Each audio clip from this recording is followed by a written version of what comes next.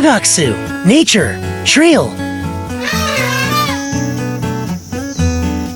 Hi, it's me Jess again. Every happy Friday. The Pha-Dok-Siew Nature Trail, located on the Doi Inthanon mountain range, exemplifies eco-cultural tourism that focuses on the sustainable preservation of nature and local culture. The trail is rich with various plant species and wildlife, such as the white-handed gibbon, also known as lar gibbon, and features the Pha-Dok-Siew waterfall as its highlight.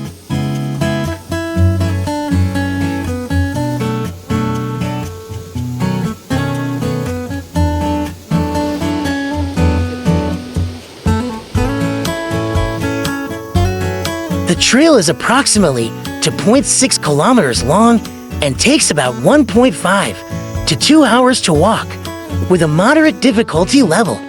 It passes through the beautiful Pha-Dok-Siew waterfall, scenic streams, and terraced rice fields, a coffee farm ending at Mae Klang Wang Village.